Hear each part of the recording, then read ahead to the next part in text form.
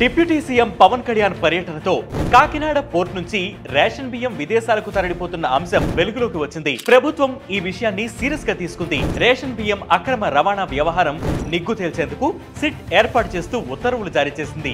CID IG Vineet Brijlal ను SIT chief గా నియమించింది. మొత్తం 5గురు సభ్యులు ఉన్న ఈ బృందం 2 వారాల్లోగా దర్యాప్తు పూర్తి చేసి ప్రభుత్వానికి నివేదిక సమర్పించాల్సి ఉంది. బియ్యం అక్రమ రవాణాకు సంబంధించి 13 ఎఫ్ఐఆర్లు నమోదయ్యాయి.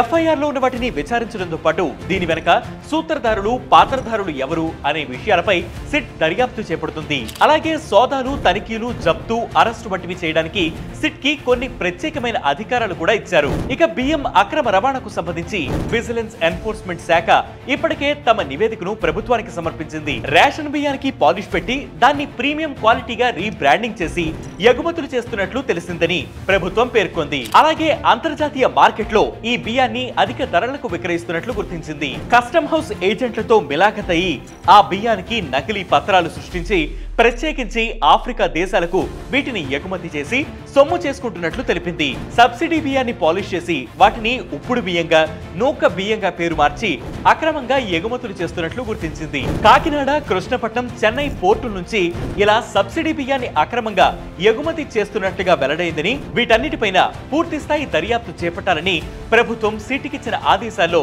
స్పష్టంగా పేర్కొంది. కొందరు రాజకీయ నేతలు, ప్రైవేట్ వ్యక్తులు కాకినాడ పోర్టును ఆక్రమించుకుని రేషన్ బియ్యం అక్రమ రవాణాకు పాల్పడినట్లు ఆరోపణలున్నాయి.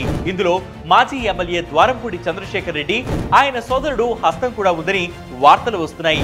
రాష్ట్ర వ్యాప్తంగా నెట్వర్క్ ఏర్పాటు చేసుకున్న ఈ గ్యాంగ్ చాలా సంవత్సరాలుగా కిలోకి 10 రూపాయలు చెల్లించి రేషన్ బియ్యం కొనుగోలు చేసి ఆ తర్వాత పాలిషింగ్ చేసి పోర్టు ద్వారా విదేశాలకు ఎగుమతి చేస్తున్నట్లు ఆరోపణలున్నాయి. గత 5 ఏళ్ల వైసీపీ పాలనలో ఆగడాలు బాగా హెచ్చుమీరాయని, మొత్తం 13.41 లక్షల టన్నుల బియ్యం అక్రమంగా తరలిపోయిందని పౌర సరఫరాల శాఖ మంత్రి నాదెండ్ల మనోహర్ ఆరోపించారు. ఇందులో సగం రేషన్ బియ్యమేనని, దాని విలువ అక్షరాల 4,995 కోట్లుగా ఉంటుందని వారు తెలిపారు. ఇక బియ్యం అక్రమ రవాణా వ్యవహారం వెలుగులోకి రావడంతో కాకినాడ పోర్టులో పటిష్టమైన భద్రత ఏర్పాటు చేశారు.